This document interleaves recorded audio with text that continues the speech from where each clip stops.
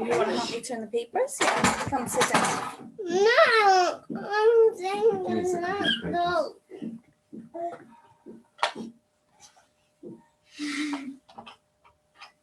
Okay, we can practice for next time, okay?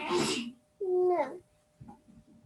Men You're live on Facebook. I think you got him out. get in the yarmulke from Which one are we recording? He's got a yarmulke. Just refusing to wear Yeah. it. You ready? Sure.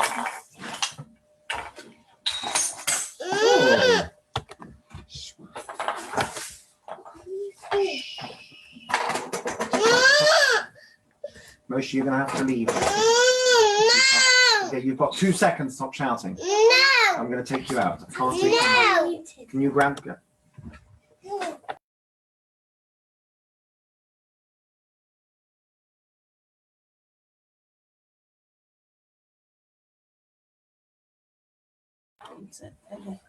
Hello, everybody. We're a few minutes late tonight, but we're here, and today we have a story called. Are you joining us?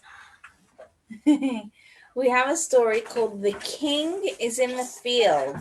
It's a story because this week we start the new month of Elul, and we're going to learn why we're reading a story about a king in the field. Would you like to join us? No. No, you don't want to hear the story?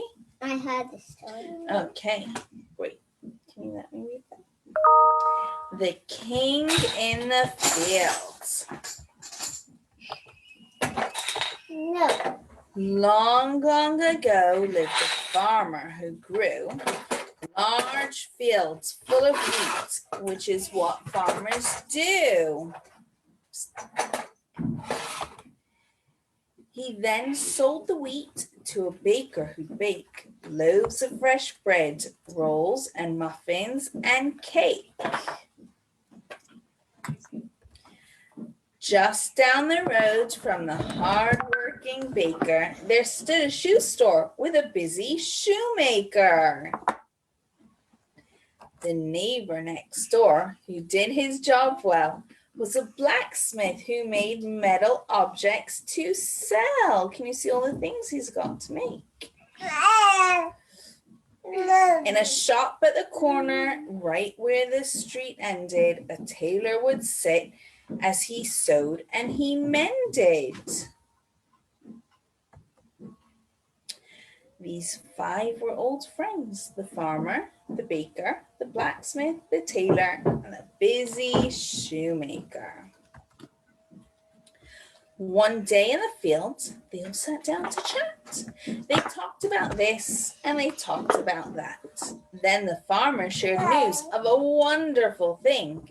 He told all his friends that he'd met with the king. Does that sound exciting?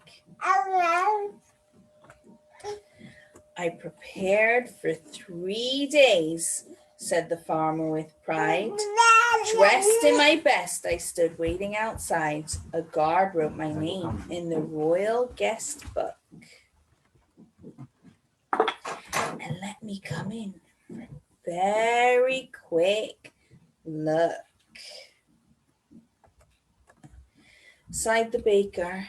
If I could have gone in with you, I'd have asked our great king for a favor or two. Just think if I could get royal permission to fix and enlarge my bakery's kitchen.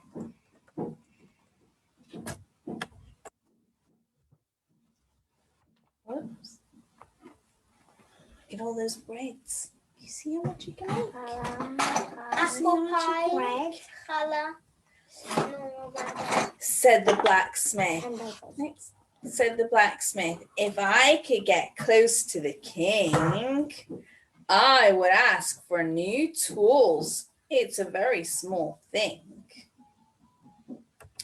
I am old, wheezed the tailor, and I would request enough money so that I could stay home and rest. The shoemaker thought, and then he spoke up too. I'd give the king brand new shoes. That's what I do. Imagine how famous my shoe store would be if the king wore a fine pair of shoes made by me.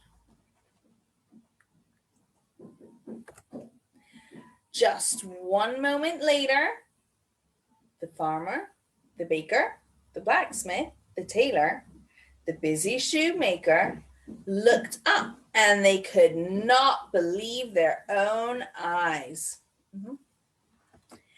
The king's passing by, they exclaimed in surprise.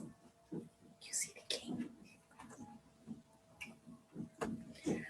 Let us run, they all said, while the king is nearby to ask him our favors and hear his reply. Next. They each asked the king, and when they were done, the king took his time to answer each one. We too have a king. Do you know who he is? Our king is Hashem, and the whole world is his. In the month we call Elul, before each new year, Hashem, our great king, is especially near. He's out in the field with a listening ear. He's right there to answer. He's waiting to hear. It's the best time to ask for a wonderful year. And that's what we learn about the king in the fields. Just before Rosh Hashanah, we have our king Hashem is in the fields. He's in the world listening for what we need and what we want. And we can ask Hashem whatever we want in the month of Elul. Do you want a bigger bakery or more tools? Do you want to make shoes for the king? What do you want to do? You want Hattie to have more tools? Is that what you're going to delve into Hashem for this month? I want a big kitchen. You want a big kitchen? Okay, ready? So that's the story we learned this month about the king and the fields. And now we're going to do our morning songs. Bedtime song. Oh, bedtime songs, because it's bedtime story time. Ready? Twinkle, twinkle, kochavim, shining in the shamayim. If you say Shema today, everything will be okay. If you say Shema tonight, everything will be all right.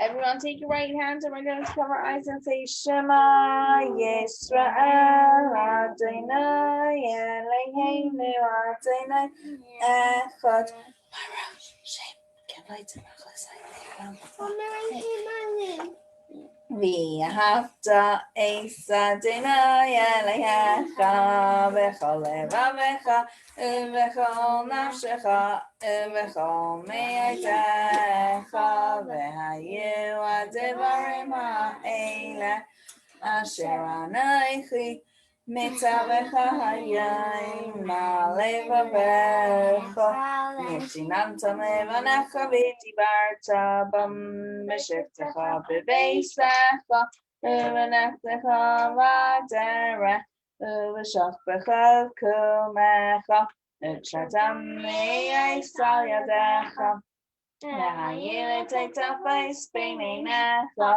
u'chesavta ma'mizis b'eisecha u'v'sharecha. Good night, everybody. See you next week.